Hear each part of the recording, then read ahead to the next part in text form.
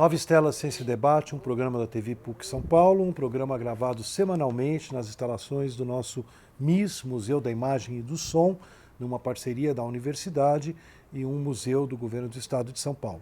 A cada semana trazemos um especialista para abordar algum tema, em geral da história da ciência, que é o nosso programa lá na PUC, mas também convidados de outras áreas que vêm aqui engrandecer o nosso debate sobre a ciência e sobre aquilo que é produzido nessa nossa área tão importante. Hoje nós estamos aqui com o professor Luiz Eduardo Anelli, professor de paleontologia do Instituto de Geociências da USP, onde ele se dedica há mais de 25 anos ao estudo de animais marinhos pré-históricos encontrados na América do Sul, Antártica, África e nos Estados Unidos. Na universidade, ele coordena também a oficina de réplicas, que já produziu dezenas de milhares de réplicas de fósseis de animais, plantas pré-históricas utilizadas como material didático em escolas e universidades no Brasil.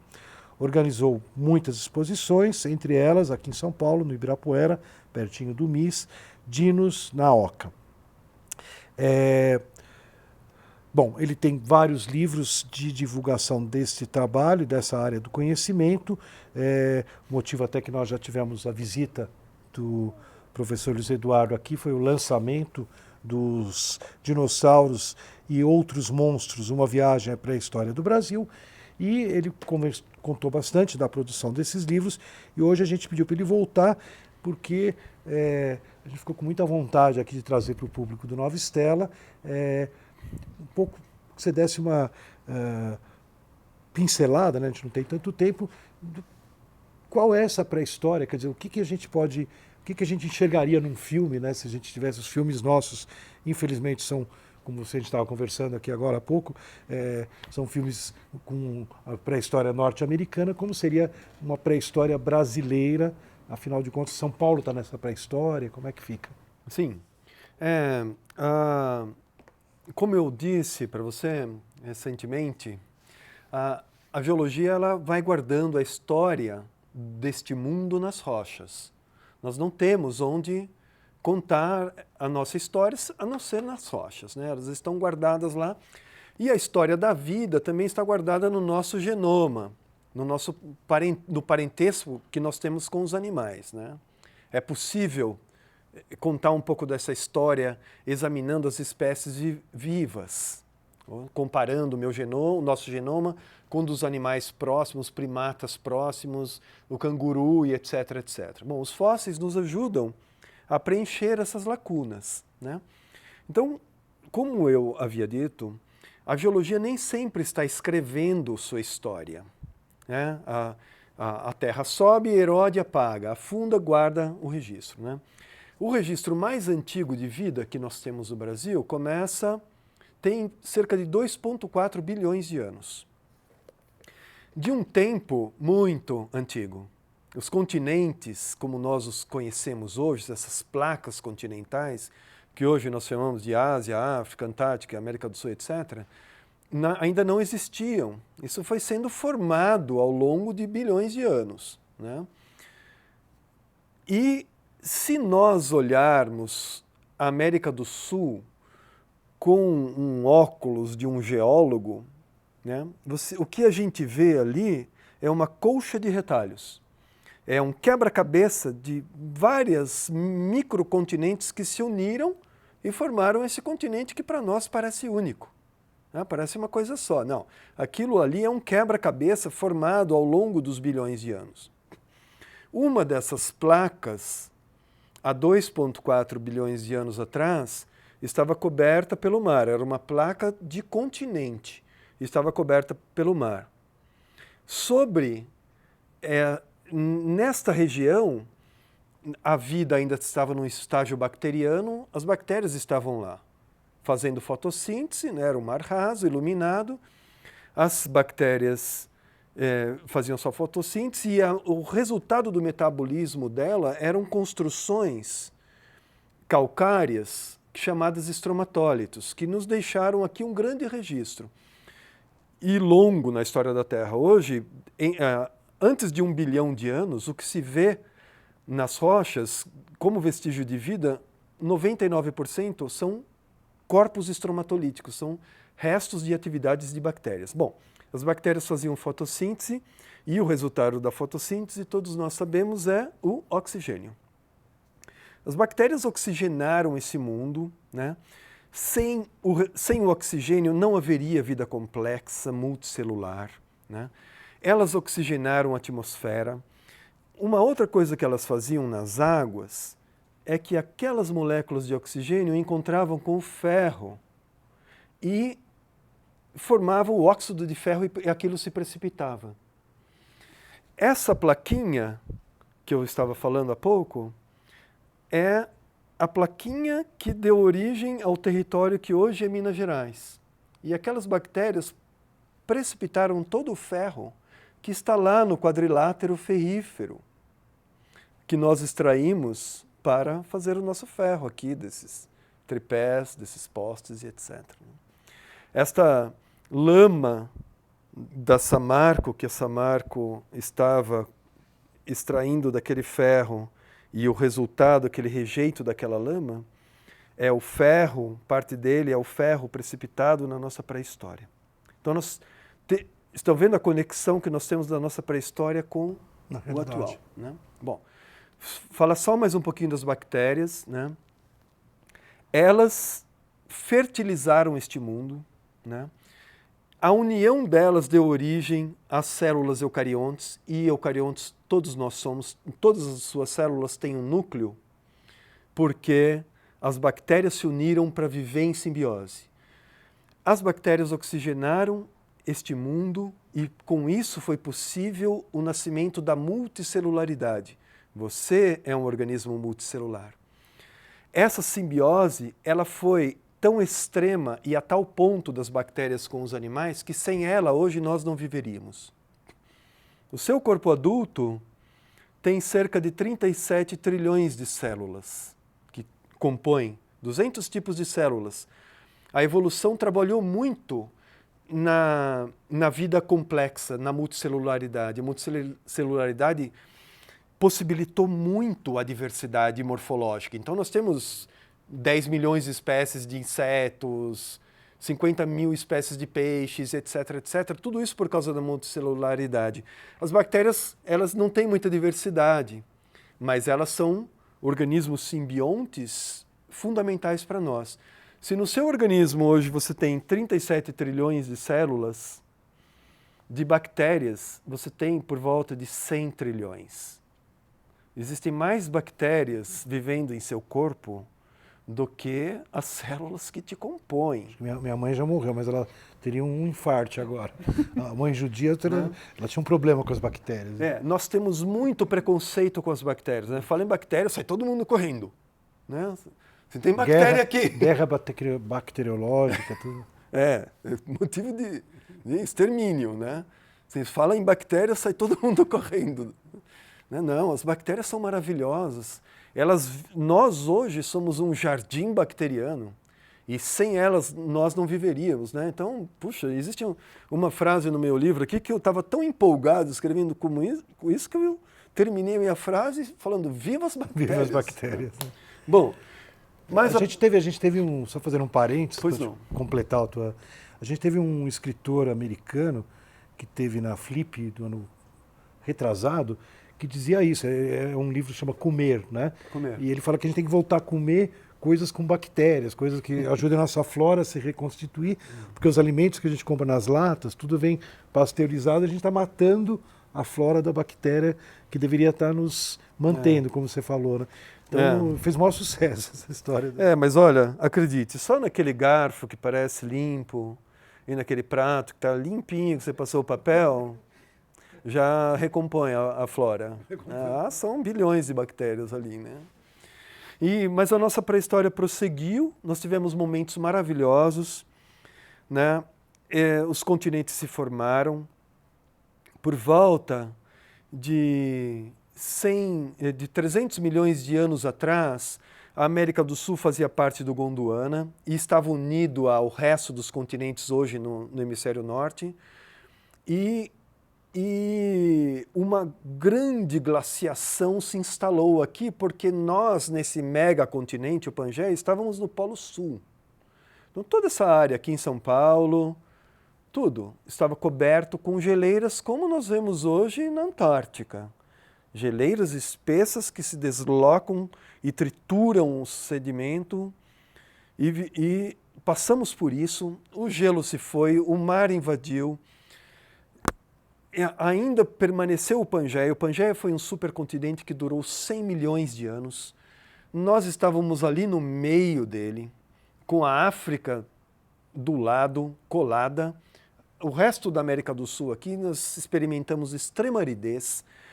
E isso, os ambientes que se formaram aqui foram terríveis, incluindo um grande deserto de dunas, que naquela época, por volta de 150 milhões de anos atrás, ocupava uma área de dunas maior do que hoje tem no Saara. O Saara não é completamente coberto com dunas, ele é mais um deserto pedregoso, né? Mas nós tínhamos um grande deserto, metade do Brasil estava coberto com dunas. Bom, e daí? Bom, daí? O que isso tem a ver com a gente, né? Bom, como você sabe, as areias são porosas, né? Quando nós vemos a água, a maré está subindo, ela invade a praia, uma parte recua, mas outra parte a gente vê aquela água percolando, porque a areia é muito porosa. Essas dunas deram origem a uma areia, a uma rocha extremamente porosa, que hoje, para nós, é o terceiro maior aquífero subterrâneo do mundo. Veja que ironia geológica, que foi um grande, terrível deserto, é hoje um grande reservatório, uma riqueza construída na nossa pré-história mas que não tem valor, né? É imensurável. Água doce para alimentar a humanidade durante séculos, né? Bom, Aqui embaixo. aqui embaixo. Não exatamente aqui em São Paulo, porque aqui nós estamos numa outra área. Um dia eu venho aqui com um mapa geológico para mostrar para você como é maravilhoso também, né? Mas assim, a partir de Sorocaba, já nós temos ali os vestígios do aquífero até o Mato Grosso, até o Rio Grande do Sul, Goiás, uma grande área, né? E naquele deserto, os dinossauros andaram e deixaram centenas de milhões de pegadas lá. Curiosamente, essas areias que hoje estão profundamente guardadas, chegam até 500 metros de espessura, por vezes elas afloram na superfície. Essas áreas onde elas aparecem são áreas onde o grande aquífero está ali com a boca aberta, esperando a água que vai reabastecê-lo. São as chamadas áreas de recarga, né? E, bom, se por um lado enche ali de água limpa e nova das chuvas, é também por onde passam os rios poluídos e penetram naquele aquífero com os defensivos, com os esgotos e etc. Então é uma riqueza construída na nossa pré-história que nós precisamos aprender a proteger. Isso é água doce, nós estamos em uma crise de água, né, que vai se tornar mais séria. Bom, mas esta riqueza ainda tem grandes curiosidades, né? Essas rochas, esses arenitos, em alguns pontos são muito duros e são extraídos para pavimentação de calçadas no interior de São Paulo, e no passado foi muito usada essas rochas para pavimentação de calçadas aqui na Grande São Paulo. Então, boa parte das calçadas da Avenida Brasil são pavimentadas com os arenitos desse deserto que foram trazidos lá do interior para cá. E lá, eu já fiz isso, vou procurar e nós encontramos as pegadas de dinossauros, de pequenos mamíferos que viveram na nossa pré-história 150 milhões de anos atrás, estão lá preservados e lá expostos nas ruas de São Paulo. E não só na Avenida Brasil, em vários outros locais onde esses arenitos foram usados para pavimentação ou para construção de muros em casas, quem tem olho de paleontólogo consegue, olha aqui a pegada, uma após a outra, né? É muito bacana, né? A nossa pré-história, ela foi construída no passado e ela está aqui, super presente, né? Na lama da Samarco, no ferro que nós consumimos, na água que nós bebemos do aquífero, nas calçadas que nós pisamos e em muitas outras coisas, né? Uma coisa que queria que você comentasse um pouco, né? Por que sumiram todos esses bichos, né? O que aconteceu aí nessa... Uau! Esses bichos sumiram porque é o seguinte, os seres vivos têm um certo prazo de validade, né? E a validade deles está condicionada ao ambiente ao qual eles estão sujeitos, né? Ao longo de centenas de milhões de anos, vou contar, por exemplo, a América do Sul, né? A América do Sul saiu do polo há 300 milhões de anos e veio para a região tropical. Ela esteve unida a no centro de um megacontinente e hoje ela está isolada. Bom, tudo isso condicionou a formação de clima frio, clima quente, clima seco. Hoje nós estamos num clima úmido, né? Por exemplo, tudo que nós vemos hoje, essa flora e essa fauna, é um negócio, uma coisa super recente. Isso, a floresta amazônica, a Mata Atlântica, são coisas de alguns pouquíssimos milhões de anos. 2 ou 3 milhões de anos. Né? Por quê? Bom, porque ela esteve condicionada aos últimos períodos glaciais, onde o clima era muito seco, era mais frio. Bom, isso se foi, porque nós estamos num período interglacial agora, isso se foi, as coisas tomaram outra forma. As coisas antigas adaptadas ao clima frio se foram. Então, quem vivia no deserto, o deserto se foi, as coisas se foram, porque estavam adaptadas ao deserto. Outros organismos se substituíram ao longo do tempo, justamente por causa das mudanças ambientais, né? Bom, não só isso, essas foram mudanças graduais. A fauna e a flora mudam gradualmente, né? Num processo chamado anagênese. Elas se mudam naturalmente, deixam de existir porque ela deu origem a uma nova espécie, que tem uma vantagem reprodutiva que a supera, aquela espécie simplesmente adormece. Não é uma coisa, não é uma maldade, né?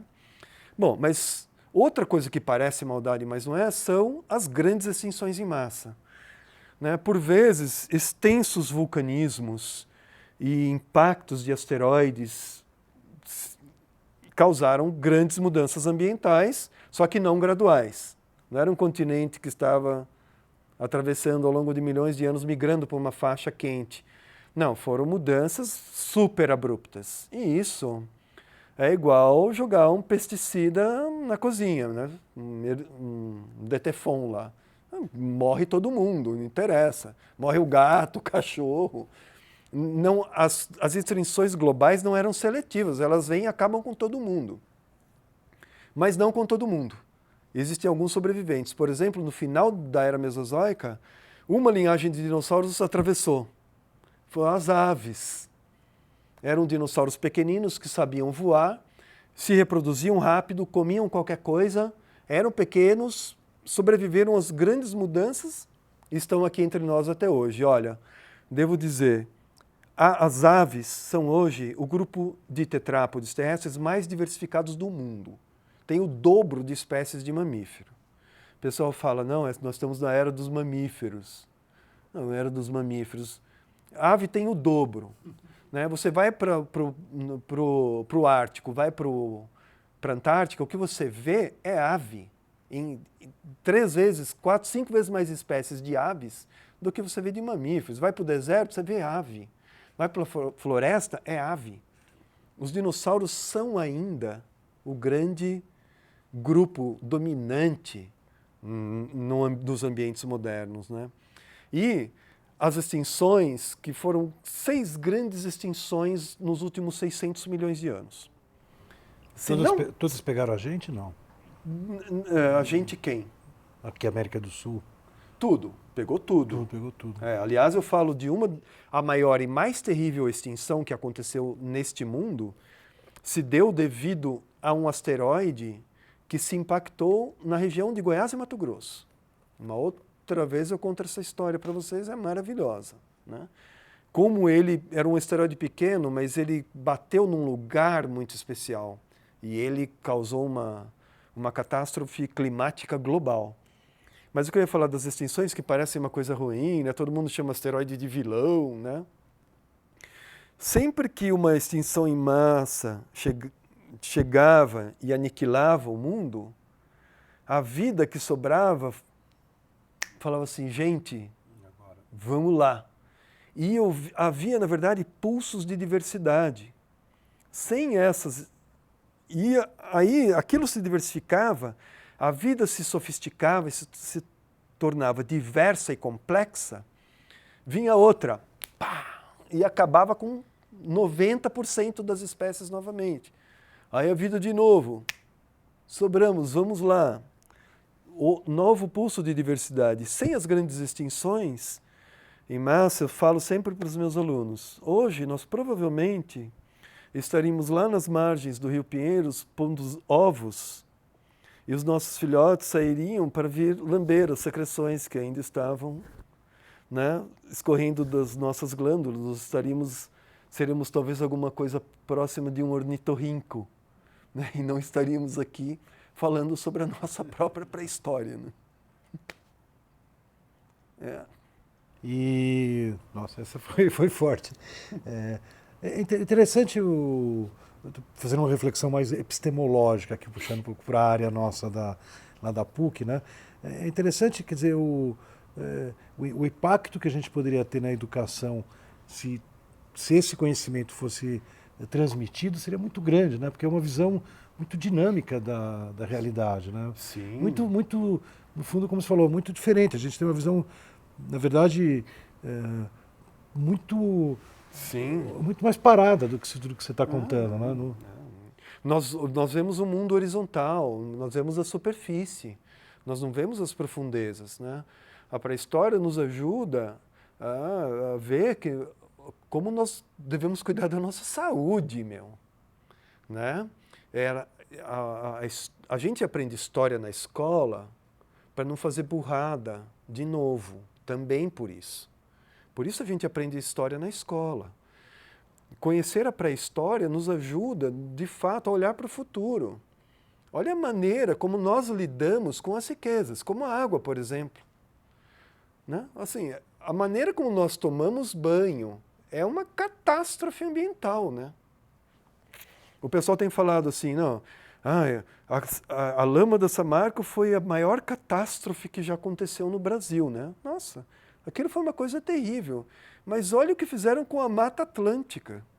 Essa foi uma catástrofe ambiental que a lama da Samarco é fichinha. Nós destruímos 95% da Mata Atlântica em todo o litoral brasileiro, 7.000 quilômetros. 6.000 quilômetros de Mata Atlântica.